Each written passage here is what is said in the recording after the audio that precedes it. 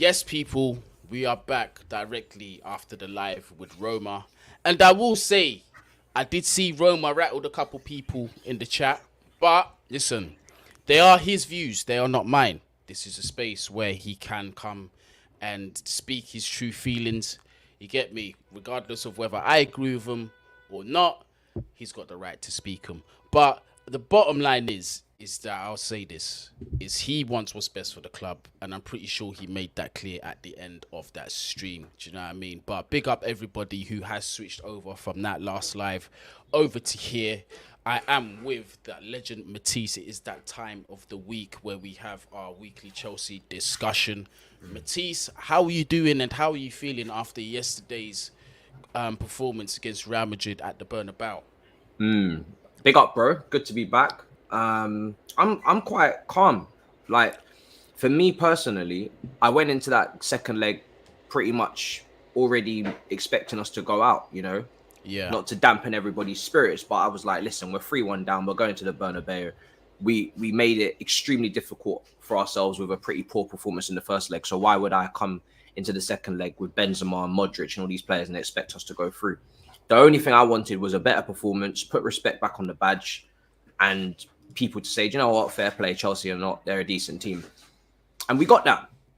And then we got a bit of hope. And I think that's what's like turning the tide for a lot of people, is there was actually that glimmer of hope, the 3-0, Werner scores, and then suddenly we're actually going through if we don't concede. And it's that hope that everybody was clinching onto. But at the end of the day, you have to look at it from the wider perspective of it. We still beat them in their own backyard on that night. So it was a great performance. Beat them is an understatement. Beat them is an understatement. We absolutely smooth. They was uncomfortable from minute one.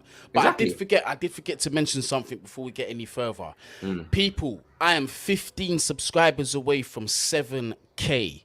So I need you lot to help me repush this any way you can. I want to try and get them 15 subs in today. I want something to celebrate about. And also, Mumsy's landing today. So there you go. So that'll be a lovely surprise for her when I see her for the first time in 3 years. Like, yeah, Mum, we got to 7K subscribers as well. Yeah. Yeah. So let's make that happen. Share this. Smash up that like button. Make sure the algorithms go. I'm also talking to you as well, Matisse. Share this on your socials, my brother. I just did 15 away. 15 away from the 7K. Let's do this. Hopefully at the end of this live, we can touch 7K. I'm going to go mental if we do hit 7K. I ain't going to lie to you. But let's get back to the game. Because listen, I'm not going to lie. Although we went out to the Champions League, it's a tough pill to swallow, but I'm not overly disappointed. Absolutely not overly disappointed. Let's start off with the lineup, because I'll be honest. At first, I saw the list of names, and I couldn't quite work out what the shape was. But let's start there. Did you have any concerns when you saw that team at first on paper? Initially, when I first seen it, I thought it was a 3-4-3 or 3-4-1-2, and I thought I was going to see Ruben Loftus-Cheek at right wing back, with Alonso on the other flank, Reece James in the back three, and Mason tucked in behind Werner and Kai.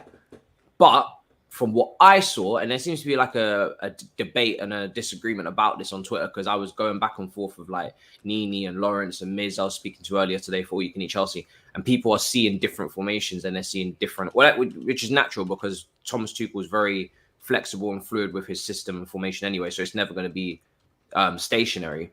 What I saw was a 4-3-3. That's what I saw. Some people are saying they saw a back three. I saw a 4-3-3 with Reece James at right back, Alonso at left back, and Ruben Loftus-Cheek playing on the right side of a midfield three. And obviously you had the two players at the top of that, you know, maneuvering. You had Mason Mount maybe tucked in a bit deeper, but for the large part, you're basically seeing a 4-3-3 in my opinion. So, or 4-3-1-2. But definitely a midfield three, and definitely Ruben Loftus-Cheek in a position that he's a lot more comfortable and familiar with, as opposed to at the weekend did play right wing back, tucked in anyway, so he was an inverted wing back, so it was kind of similar zones he was taking up anyway to yesterday. That's the word I was looking for, bruv. Inverted. Bruv, that word escaped me so much yesterday.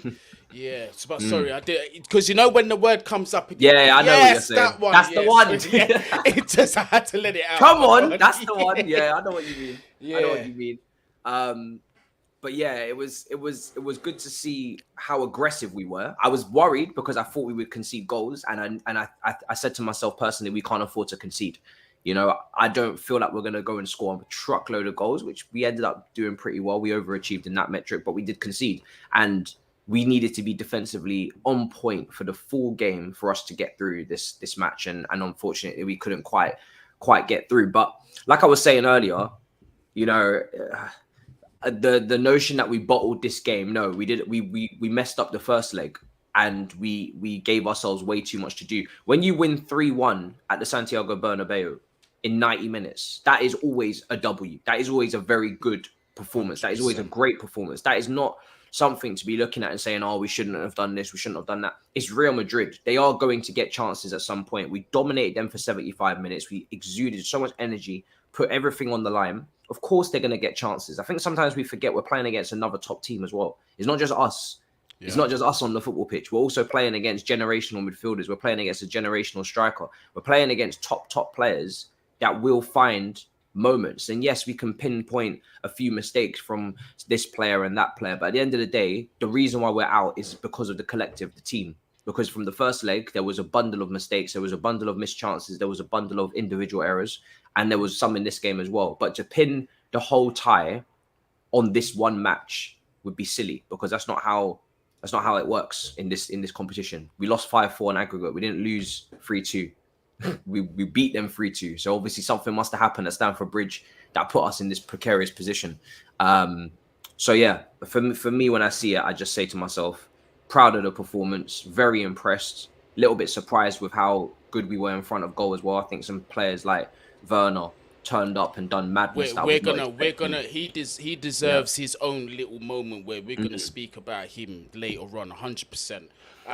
But I kind of just wanted to get into like the initial stages of the game, because what really, I can't say I was overly shocked, but like the amount of players that we committed forward into that counter press, bruv, like from the minute go. That's when I was like, yeah, he's not here for nothing else. I knew that he was coming here to grab that win. There was no sitting back and trying to hit anybody on the counter. Literally, we was pressing them so far up. Nacho, Carvajal, they couldn't make 5-yard passes after, I think it was after 15, 20 minutes, the mistakes started creeping in. And you can see that Real Madrid hated being on the back foot. They could not handle the press. The counter press was so well coordinated between Kai Havertz and Mason Mount just leading that. It was just done expertly. And the game was just written in the stars for Real Madrid at that point. For me, what changed the game more than anything was obviously the fatigue in the legs, hence the substitutions that had to be made. And I felt that was really a big part of the game that we couldn't keep up with in terms of quality compared to Real Madrid. Because them bringing on Camavinga, who is a midfielder who can shut up shop and protect that defensive line, drop in, come forward and all that. You saw how expertly he did that yesterday. But just in terms of just that press, just that intensity, and even the way we was just zipping the ball around and really just forcing like the set pieces, winning every single headers in out of the corners. Roma said something earlier. He said, why can't we show this intensity every single game?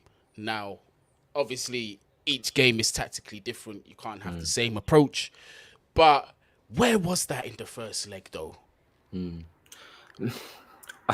I don't know, to be honest, because it's Real Madrid, so I don't think it's a lack of commitment or a lack of caring, because how could you not get up for a home game against Real Madrid for the first time in our history? We have a full crowd at Stamford Bridge against Real Madrid in a European quarterfinal. So I don't feel like it's down to that, but I do feel like maybe we weren't as calculated in that game as we needed to be, and we just allowed them. We were just, I think, concentration sometimes as well. You know, we just allowed them too much time and space. Maybe we were too focused on what we were trying to do as a team in terms of what we wanted to accomplish, and we forgot how important Benzema is to that team and what he can do. And I think it's the fine margins, because when you're playing, you know, in the Premier League against half of that league, you know, maybe the bottom 10, you can allow a midfielder to have a little bit of time and space and to get their head up, and it's not costly. But I think they just understood after that fixture, oh shit, Modric, like we knew he was class, but if we give him even an inch, he's gonna take a lot. You give Benzema a yard, he's scoring. Like Yes. they clock the margins of error are just different.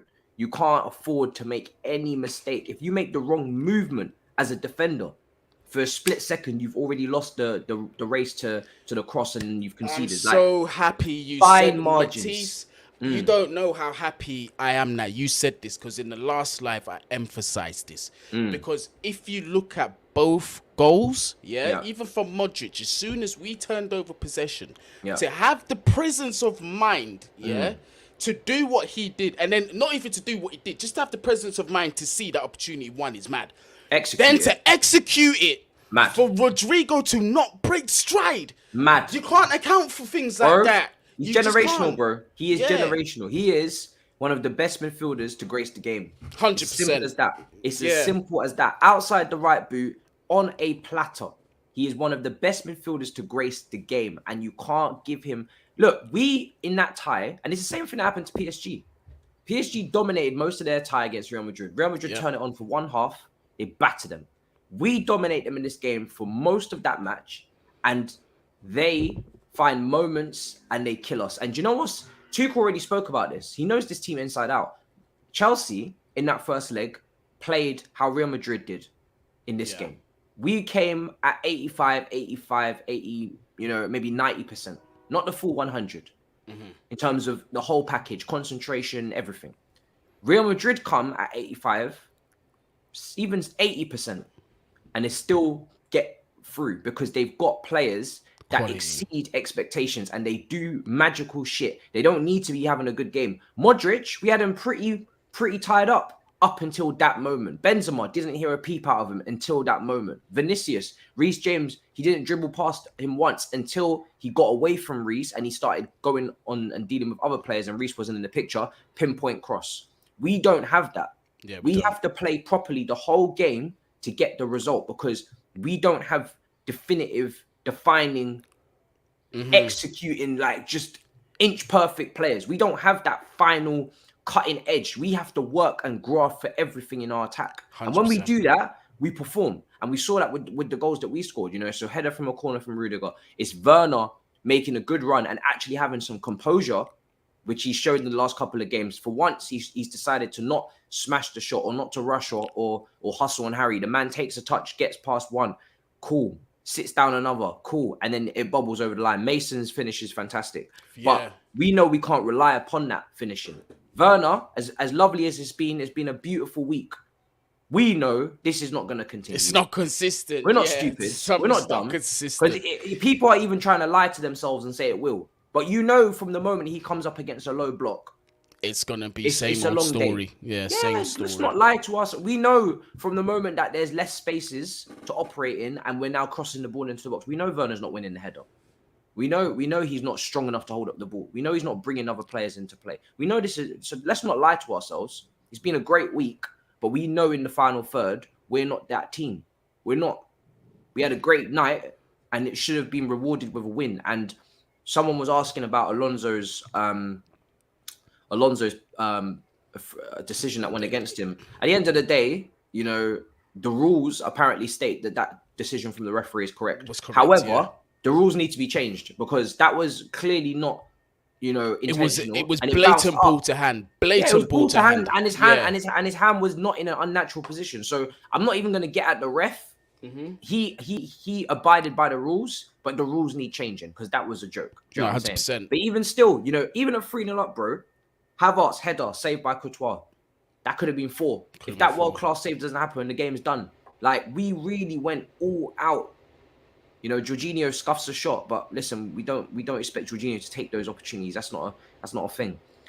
We had Reece James blazes it over, just over the bar, skims the top of the bar. We had so many moments, but again, like I said, we just left ourselves way too much to do. Way too much. 100%.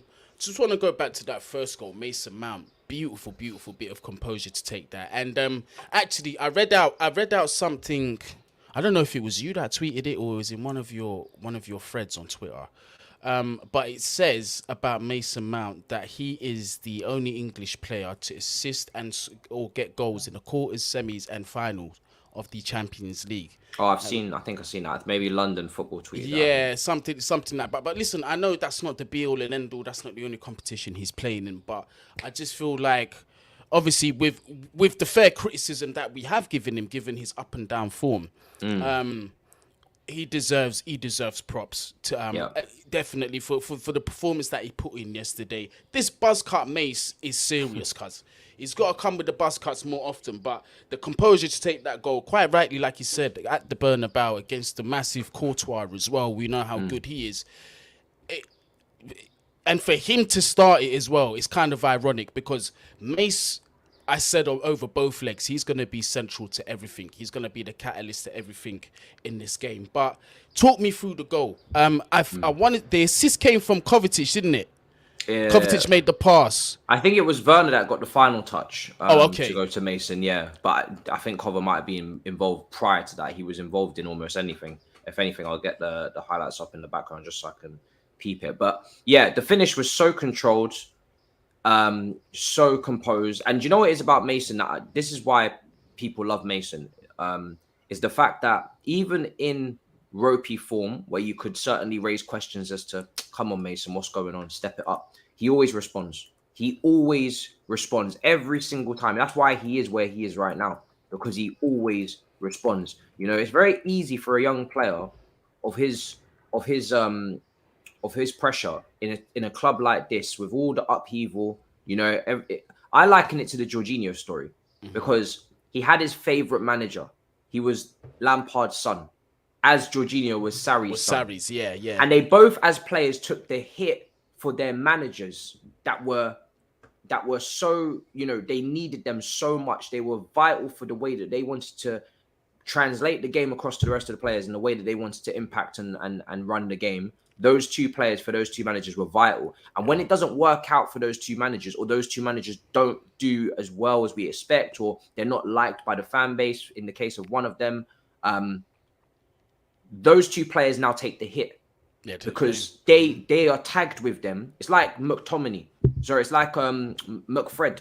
You know, when you get these little tags, people will just slander both of them. Do you know what I'm saying? It's like two birds with one stone. Yep. It's just everybody's just done out here. We're not even going to even differentiate between player and manager or this player and that player. Once you get your tagline, you're finished in these streets. And these two players have had those two managers attached to their name because they've been overplayed by, you know, maybe the managers, or they've been over relied upon and favoritism and all these things. But when you take the players away from the manager, what's Mason really come to this club and done? Let's analyze it. He's broke through the academy. He ain't cost a penny. He's one of the lowest earners. When you go to the wage bill, man's earning like 80k a week, yeah? And he's won player of the year. He's developed, he's improved. Still got things to improve, still got things to develop. He doesn't pick himself. And he's surrounded by a bunch of attackers that we paid alarming amounts of money for over the years that have underperformed on higher wages. Yeah. And all he's doing is just doing his best. And the commitment is so clear. And the mentality is so spot on. Yes, he needs to continue to improve. Yes, he needs to not be overrated and called generational in the next Jordan, the next Cruyff. But one thing is for sure, is the guy responds. And 100. that, you have to do that at a top club. If you're going to be a top player, you have to respond. You cannot get into a run of 5, 6, 7, 8 games. We've seen it with many other players where they just don't turn up and they just go invisible. So for him to respond at that age, on that stage, I think we kind of, because we beat them last year, we forget to do what they did. Reece, Kai, Mason, Werner, what these guys did, to do that in the Bernabeu, that is mad. Crazy. That's like Henry ran half the length of the pitch, and do you know what I mean? Like big moments. Like this is the Bernabeu. This is the biggest stadium. This is the most. It don't get bigger club. than this. Yeah, it don't get bigger. This is the most prestigious football club in the world, and we're going to their place, and we're 3-1 down against their home crowd and their generational midfielders, and we were 3-0 up. That is not normal. It needs to get a lot of respect and a lot of credit. So, listen, he was brilliant and he responded, and it's good to see. And he just needs to keep, needs to keep knuckling down, keep developing. And we need to provide other options for him as well. So if he isn't doing well, like next season, maybe if he's going for a rough patch, then someone like maybe a Gallagher comes in or whoever it may Steps in. be. So that's just the way it goes. Yeah, absolutely. Very well taken first goal. Then the second goal came from the corner, Rudiger. But there was some controversy behind that one. Quite a few people saying it shouldn't have been a corner in the first place. But this is what we're saying. This is why I don't like to blame refs and officials, because these things come in swings and roundabouts. It will happen against you, but it will also happen for you.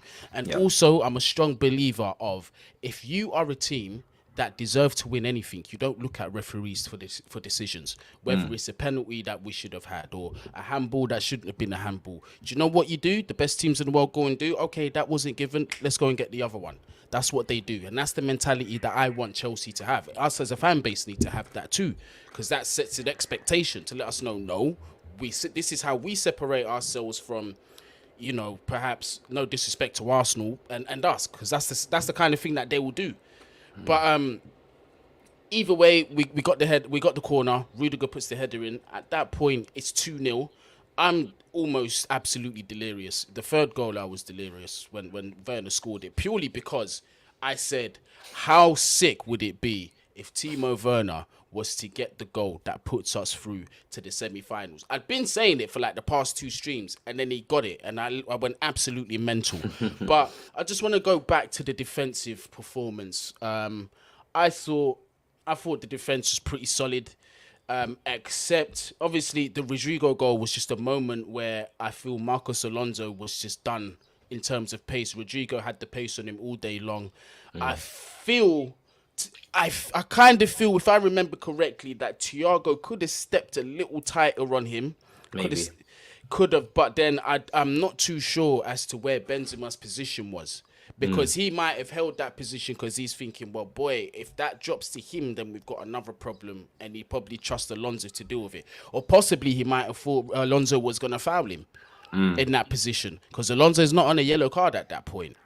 So he could have, listen, if some buts and all that, still a good goal. But how do you feel the defense performed? I think it was definitely a much better performance than the first leg, which is not saying much because it was one of the worst performances I've seen from them all season. But what did you think overall defensively, particularly Reece James, who got on a yellow card very early in the game, but was still able to walk that tightrope for over 80 minutes or so? Yeah. No, I think the defense were much better. I know we conceded 2 goals, but we have to bear in mind that also we went into extra time. And Reece James was incredible. To be on the yellow card against one of the most dangerous wingers of his age group, especially, well, forget it, just dangerous wingers, period, right? Yep. Forget age. The guy is 1v1 is very, very scary to deal with. We saw what he did to Trent, I think, a couple of years ago. Yep. So he's a very, very dangerous, or maybe it was last year, I think. But he's very dangerous, Vinicius Jr. So, you know, he did an incredible job to handle him. I don't think he was dribbled past once. I think there was some mad stats that were going out on his performance. So credit to him, because he was playing a little bit different position to usual. And this is what I say about Reece James: is he's so versatile. It's almost a bit freakish how he can play right back, and then he moves to right wing back now, and then he's gone to right side centre back in the back 3, and he's looking top class in all positions. All 3 of those positions. He's like the technical, you know, Aspilicueta almost. He's becoming. Yeah. It's mad. And the technical. You know what? Yeah, I feel like for me, this is a personal thing. Not everyone does it, but this is something that I've always done, because one of my old coaches that when I used to play football used to say this. It was like, one of the baptisms of fire that I like to do with defenders is I like to see them get booked in big games early and see how they walk the line, because that's another level of professionalism that you've got to step up to. Reece done it expertly, bro. Yeah, he really did. And that's the whole of a good defender, because you have to be, we speak about it, why he's so well-rounded and so complete is because he can actually defend. And he showed that. He didn't have many opportunities last night to get forward and to showcase his crossing or his shooting. Like, he had one shot, I think, that went over the bar. The guy, when you ask him to defend, forget all the, you know, GA, forget all of the going forward. We need you to defend today. When you ask him to do his primary job, he does. The brother knows how to do what he knows how to defend. Do you know what I'm saying? And that's the key here. He knows how to defend.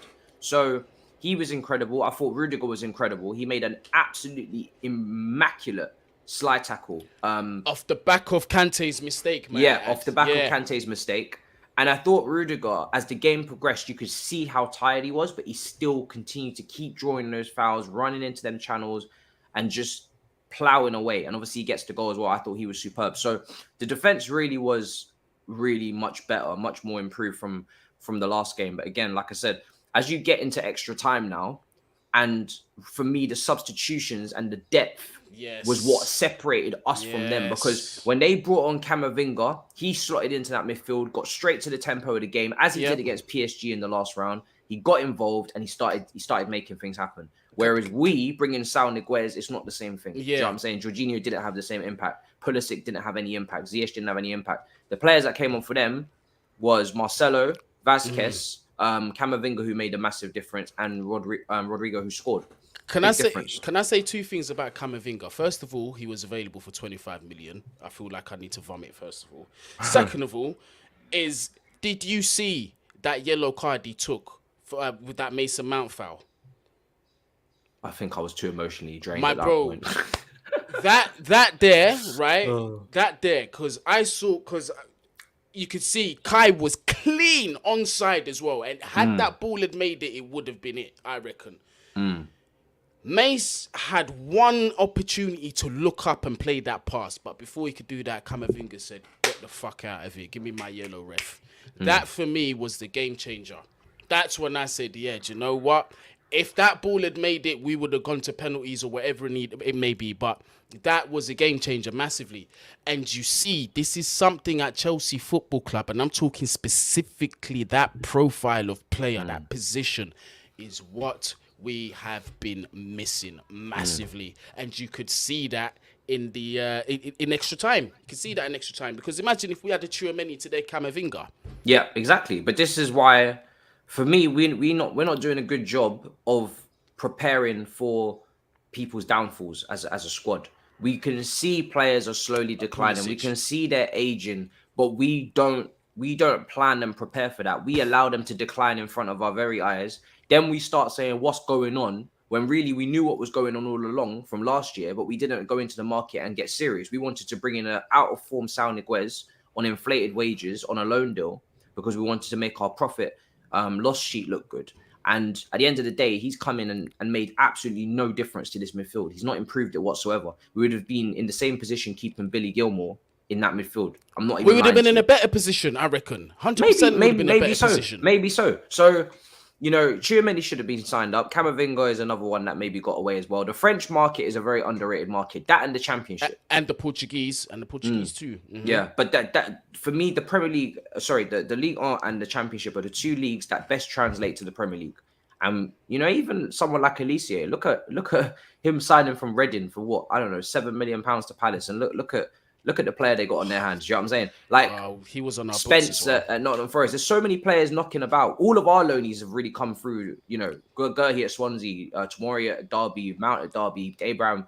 All these guys have come through the Championship. It's the Championship. If you got tech, not everybody in the Championship, because for me, Mitrovic will come up from the Championship and do fuck all.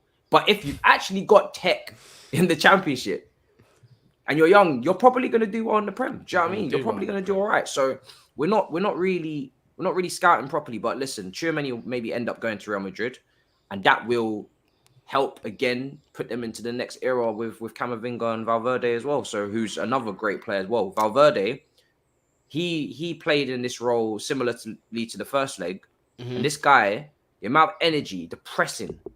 Even extra time. He's sprinting past Pulisic. Back and forth. Matisse, hear what I'm saying? I felt for 90 minutes, I'll be honest with you, I felt he had a stinker, but I understood what role he was there for. I understand what he was there for, and that's not his natural role. He was just there to do a job. To put numbers in that midfield, similar to the first leg. But fam, it's interesting you mentioned Pulisic, because I almost broke, because I was on the way to pick up my boy, and I almost flipping crashed my car.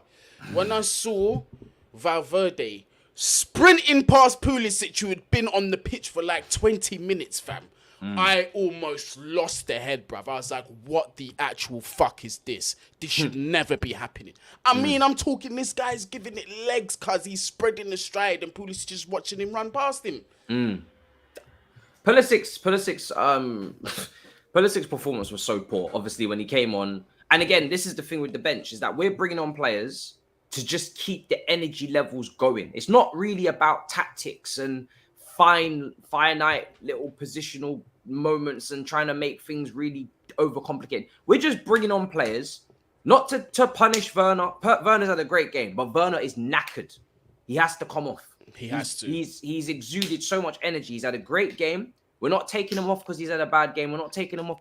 We're taking him off because we simply have to. We have to get the next batch of players onto the pitch who can continue the work that we've done from an energy standpoint, if nothing else. If not even a quality standpoint, you've got to at least get to the pace of the game, bring the energy, and you've got to cover the ground in the space. Because like I keep saying, I don't know about you guys, but when I watch that Real Madrid team, the first thing I notice is that pitch. It looks huge. Them goals look bigger than the normal goals. Intimidating, Bro, it's just, everything's just bigger, bro.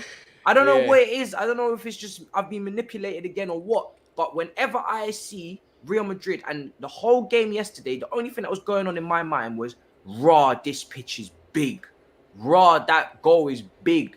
How do them goalkeepers even save shots? Them goals are huge. I don't know what it is. Maybe we need to get some measuring tapes and start going along the goals and measuring them and check out the dimensions of the pitch. I might have to load up Football Manager and get the dimensions of the pitch and see what's going on, because, bro, everything just looks bigger. And, you know, the only thing you want from your players that are coming on is to come on and cover up the space. Because we couldn't get possession in extra time. We couldn't. You know, Camavinga come on and just started strutting his stuff. Yeah. And for me, when Pulisic, it was a half chance, so it's not like he's at fault. But when he didn't score that chance before the end of the game, right before, we was looking to go 4-1 up, through next round, done. And he just went over the bar. When that went over and the extra time started, I said, yeah, we're going to lose. Because we have nothing more to give. Yeah. Like, what more can we possibly give to a tie where we're leading 3-1 with half an hour to go? And the players are so tired. And you're bringing on players that are just not good enough to come on, you know, sounding Niguez. These guys, you just know they're not going to do nothing. The game just passed them by, bruv. The game just passed them by completely. You know, you like, big man thing, you know Saul Niguez is coming on. He ain't doing nothing spectacular. You know that for a fact. He's not doing fuck all. You're not going to do nothing. They're looking at it like, yo, he's still got a career. Swear down. I forgot he was an Atletico boy. Hey, bring him on. So it's, and also the intensity drop. The players that we brought on, from an intensity standpoint, we're making the intensity drop. Jorginho is not an intensity player. He's not an intense player. That's not his thing. He's quite the opposite. He wants to bring the intensity down, if anything. So, obviously, the rule is the ball moves faster than the player. Sometimes he might zip it about, but sometimes as well he doesn't. It depends with him. It's not something you're guaranteed. But the players we were bringing on weren't keeping up with the tempo. If anything, they were going to bring it down. Like I said, as a fan, when you're watching that, you look at it and you say to yourself, what am I asking from this team in extra time? Like, really, what do I actually expect them to do? They have given their whole life and soul to this performance. They haven't got through in normal time. And now they're dead with 30 minutes to go against a Real Madrid team that haven't even come out of third gear.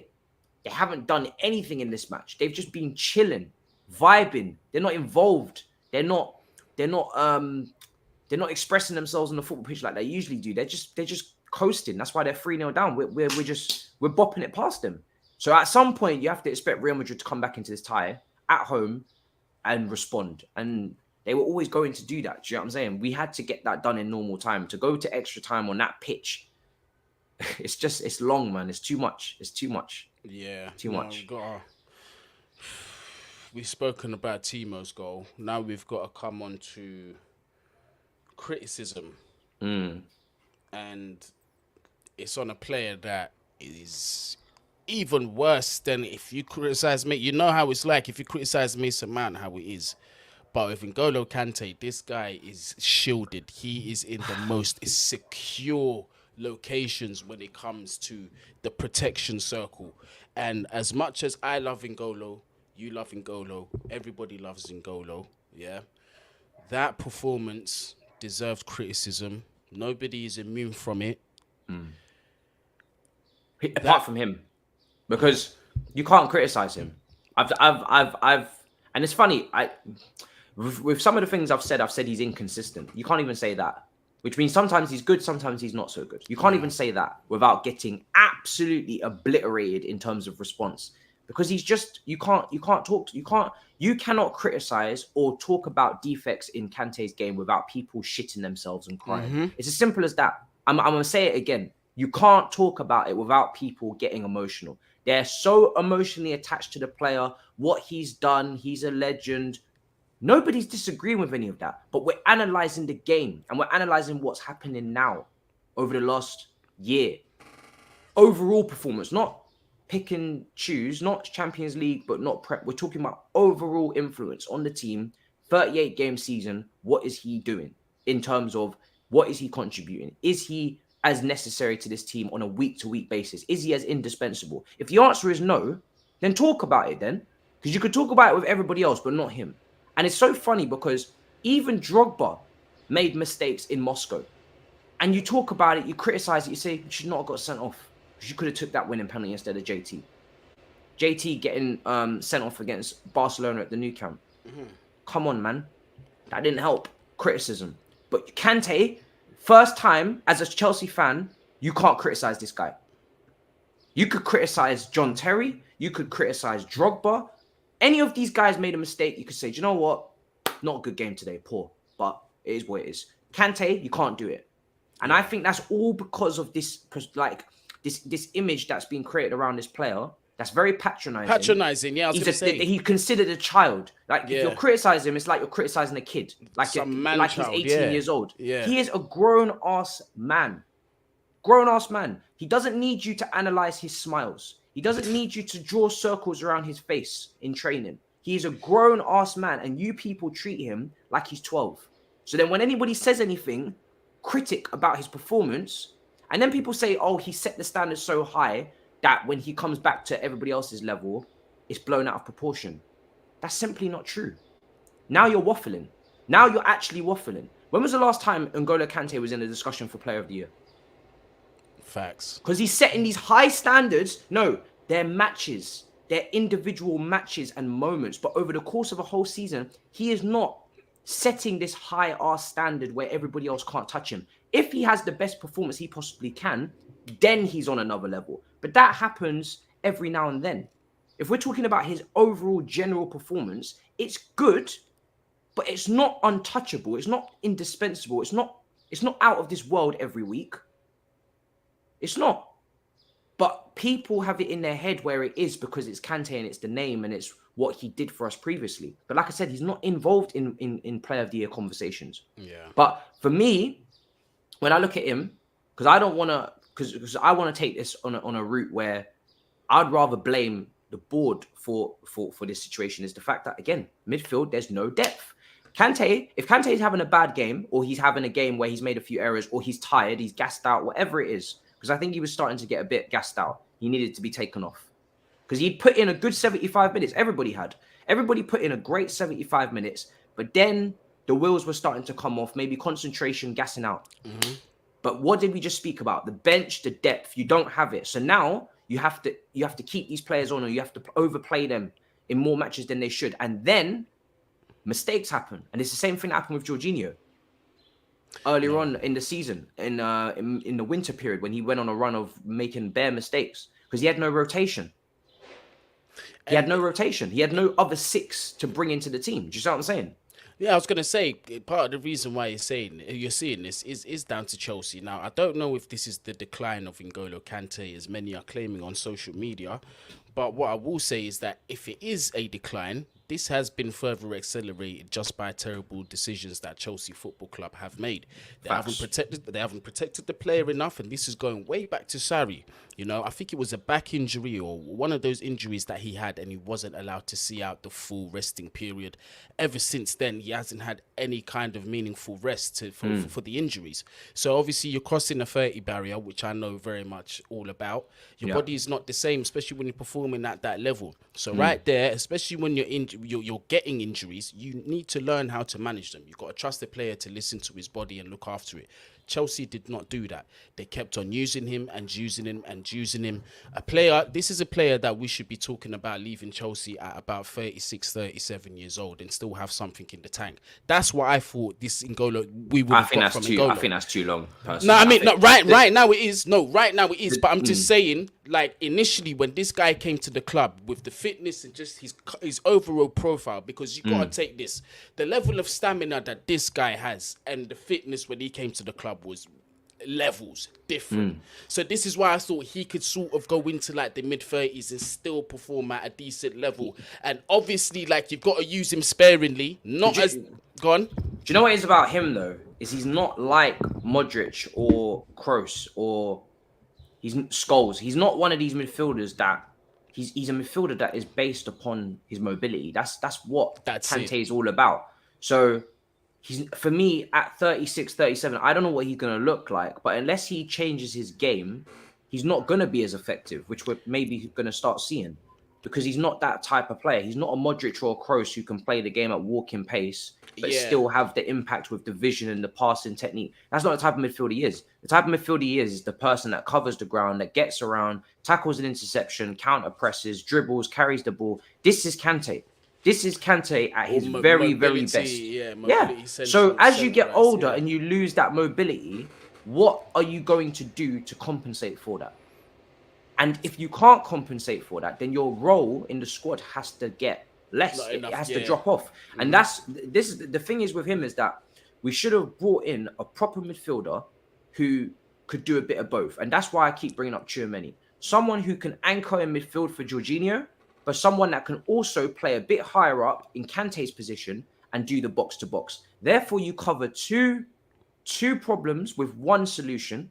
Someone who's young, who doesn't always expect to start, but is very talented and gifted and can be relied upon to play a lot of games. And then you're compensating for two players that are slowly declining, that have mobility dropping off. I mean, Jorginho never really had any mobility anyway, but Kante's mobility is dropping off, and you're covering for them. You're looking after them. But we haven't done that. No, we haven't done that. And that's the biggest issue. So when it comes down to Kante, I'm not really, like I said earlier on the show, you can't blame any individual for what happened against Real Madrid. 2 ties, bare individual errors. Everybody's going to be talking about, this is why I haven't tweeted about Kante.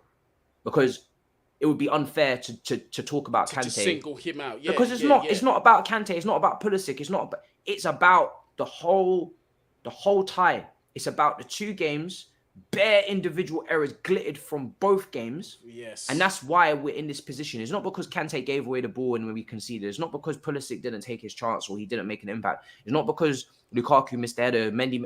Everybody together culminated in this performance, in this result, in this 5-4. So my biggest thing with the Kante thing is that we didn't have a Camavinga to come on. No. We didn't have a Tchouaméni to come on. That's where, if Kante's not having a masterclass, because he usually does in the Champions League, to be fair to him, then cool, it's not a problem. But it is a problem because we don't have depth. That's the issue. That's the issue. Exactly. That's the main issue. It all comes back down to recruitment and how we've dealt with that. And you can see ill-prepared. When you're ill-prepared in moments like this where you need the quality, you suffer. I just wanted to come to this comment from Jesse. I think after we scored the 3rd goal, we should have kept possession and stopped surging forward. We had to hold on for 15 minutes.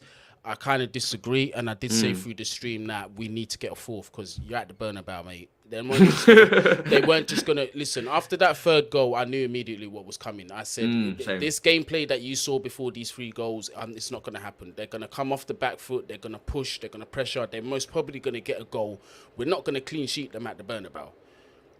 Asking for that is a lot. Had we had clean sheet Real Madrid at the Bernabeu and battered them 3-0, this would have been stuff of legend.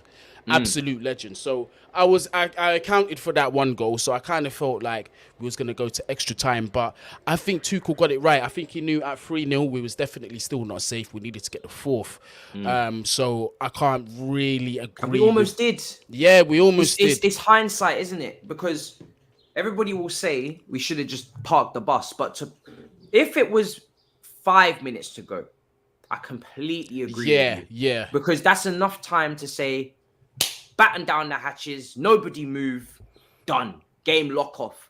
15 minutes is a long time to hold on and to get defensive with Real Madrid. The one thing I will agree with is the fact that he should have brought on another midfielder to just tighten things up in there, because you don't want to give Modric time and space. We said it in the first leg. We said it against PSG. And if they're getting tired because they've been stretched and they've been taking a lot of punishment in terms of pressing and energy levels, then cool.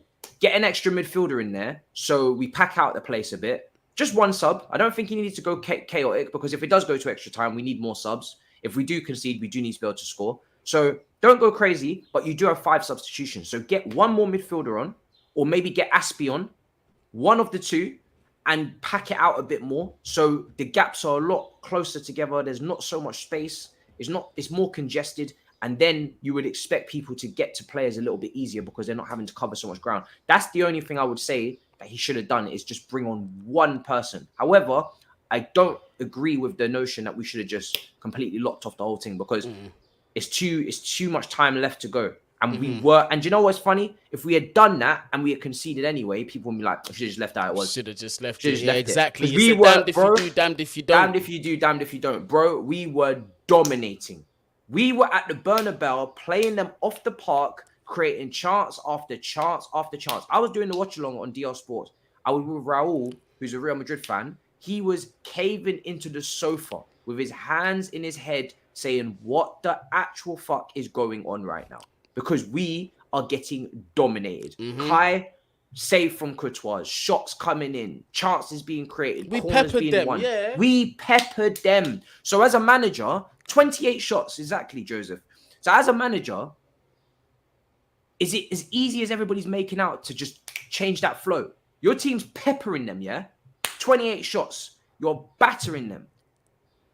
Is it that easy to say, on the touchline, put yourself in that position? My team is dominating. My team is blitzing them. We should have had a fourth because Alonso, but we're still going and we could even get another one. Yeah, we didn't let our heads drop after that. We're still trying to score. Like, is it as easy as we're saying to just be like, no, I know you guys have done madness for 75 minutes, but I'm going to switch this all up and I'm going to go in another direction. These are the finite little, hindsight things that we bring into play. But as I said, there's no point really getting too tough on that moment of 3-0 to 3-1. Because 3-0 or 3-1 is enough to go to the Bernabeu on the second leg and go through. What's not good is losing 3-1 at home. That's where the issue is. And if we didn't lose 3-1 at home, then we wouldn't have no problem. Different story, different conversation. Exactly. Altogether. But I'm just gonna wrap up with this real quick. We've got to talk about Tuchel, because I thought he got it 100% spot on yesterday, and I felt like last night I saw another level of this manager. The scoreline explains itself regardless of if we're through or not. But although I already knew this, you certainly already knew this, but it just went to further emphasize that this man is certainly an elite manager, 1,000%, and he needs to be trusted with whatever he wants. Absolutely needs that trust, because to go over to Real Madrid and pull off that result, and just the tactical masterclass that he set out there, he did everything that he could. The only thing that really let him down, arguably, was what you came up with. Could have shored it up a bit with another midfielder, but I think he did everything he could. The rest was up to the players to execute it. But just to add as well, do you know where people are going at the individual errors? Yeah. I need you guys to put some human element on this, right? We as fans were watching that game. We were having heart attacks, hyperventilating, sweating, crying, bitching, moaning, up in the... We were emotionally drained after 80 minutes. Please, can you imagine the starting 11? Not the players come off the bench. That's a whole different ball game because they're fresh. The players that started the match, whoever made individual mistakes, and I'm including Kante in this, right? I'm actually defending him on this one. That game was so mentally taxing for those players on that size. That I swear to you, that pitch is bigger. But you know what I'm saying? 80 minutes of just absolute onslaught and maximum concentration, no mistakes, 3-0, everything is perfect.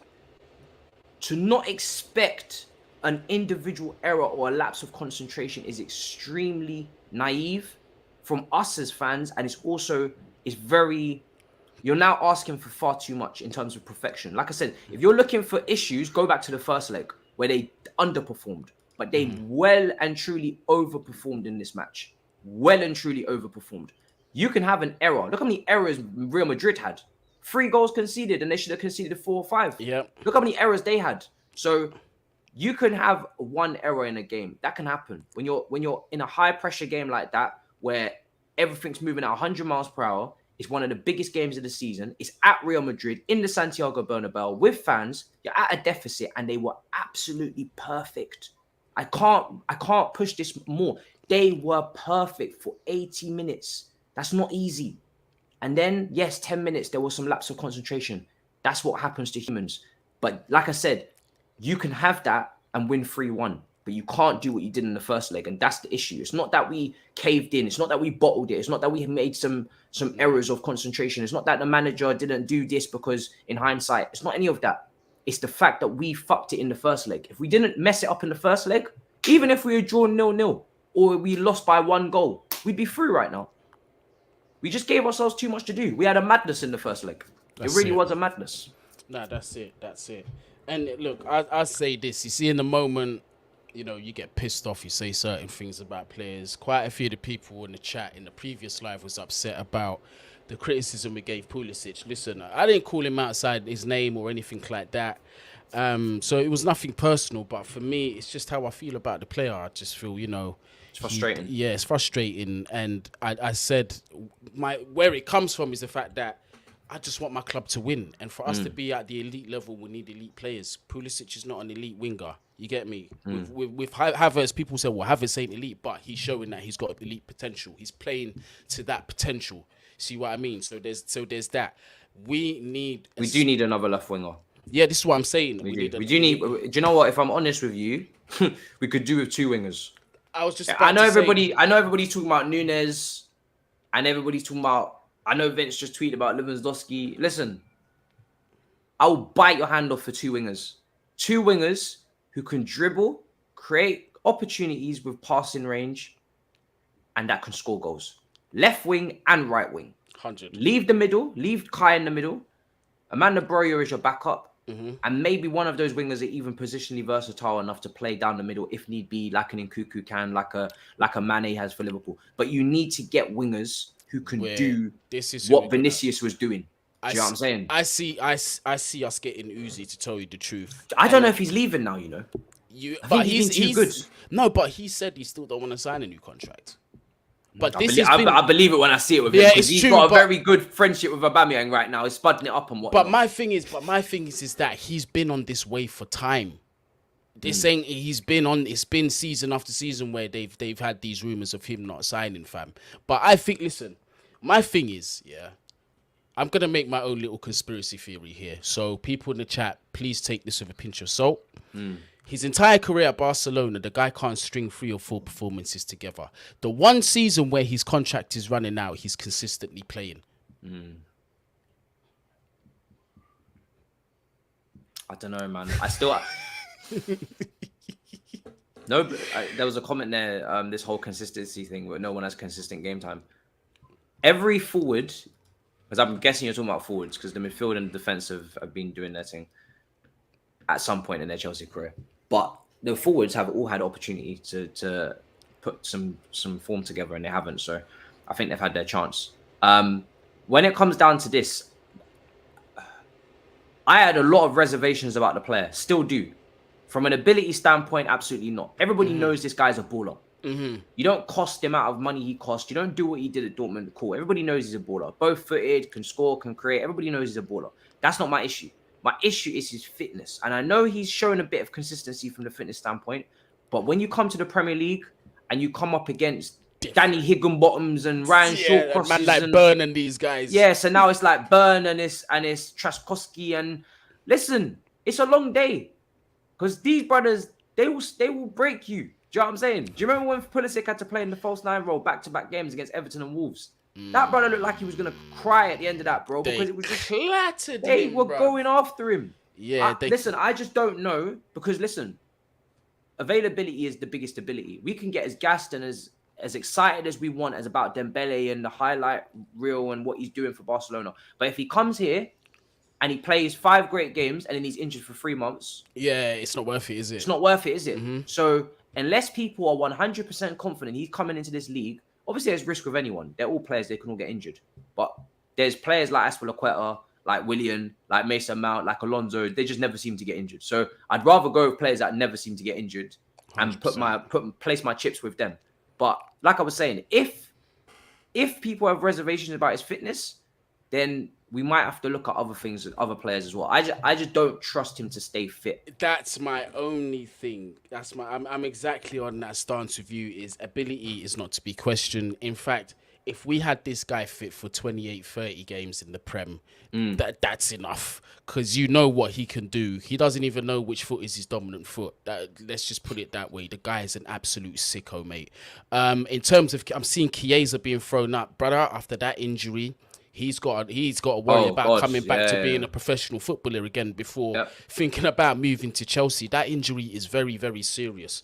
And I highly doubt Chelsea will be going in for him. But do you know what? He wasn't even attainable anyway because Juventus weren't willing to negotiate. Do you remember how hard it is to negotiate with Juventus when we tried to get Alexandro? Oh, bruv, that was a saga and a half. They made Juventus it extremely are difficult. They're not easy to negotiate with at all. So I don't even think that was even on the cards, even when he was fit, let alone now. Yeah. It's a Serie A thing, though, really, because they have a massive ego. Napoli's the same.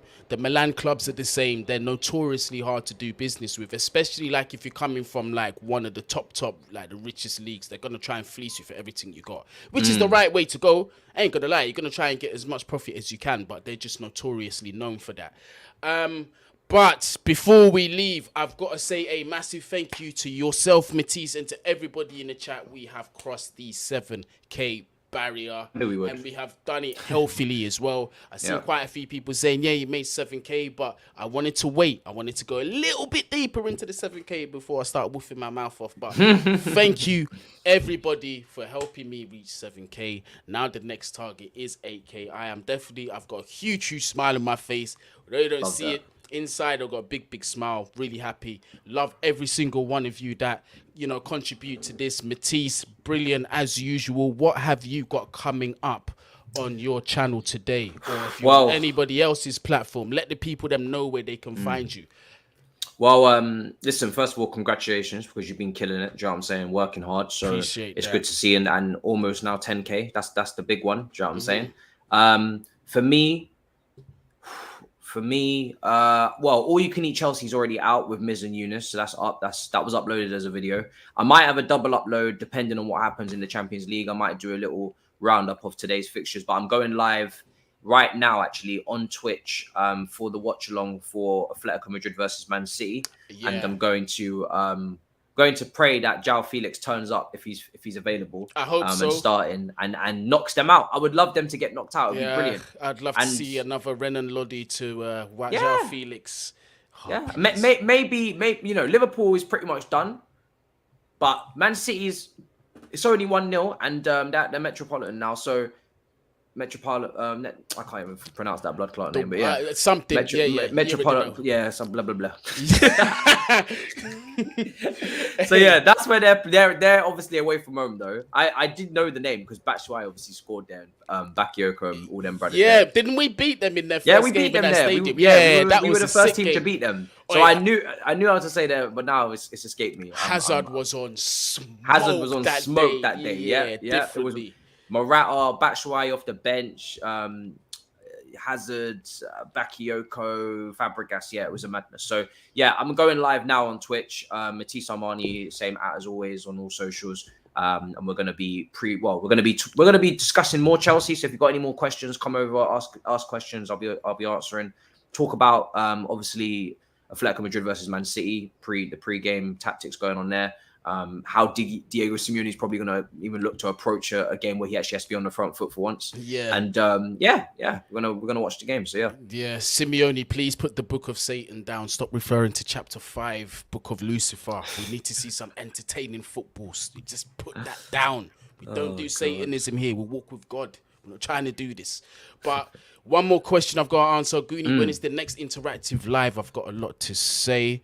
Well, tonight is Champions League, and I'm pretty sure most of you are going to want to watch what happens this evening. So it's not going to be tonight. So it is going to be tomorrow. 100% I'll do an interactive live. I'll keep it open for between an hour and a half and 2 hours. So as many of you can get your thoughts through. But after that time period, please, no more. Because last week I got in big trouble because of you lot. I was only supposed to do 1 hour and I did like an hour and 52 minutes. You see what I do for you? Yeah. See, you got to be careful. Yeah, you see what I do for the peoples, bruv. But yeah, man, I love them all. But Matisse, see you on Friday or this weekend for America is Blue. Indeed, it'll be back previewing obviously for the semi-final against Palace. So yeah. Yep. So I will be on there. Matisse has already told you where you can find him directly after this stream. His details are also down there with mine in the description. All clickable links have made it easy for you. And when you go over to Matisse's Twitch channel, make sure you spam it with black bald emojis. You get me? Bald Lives Matter. You get me? Bald Lives Matter president. Spam that. But big up every single one of you, wherever you are,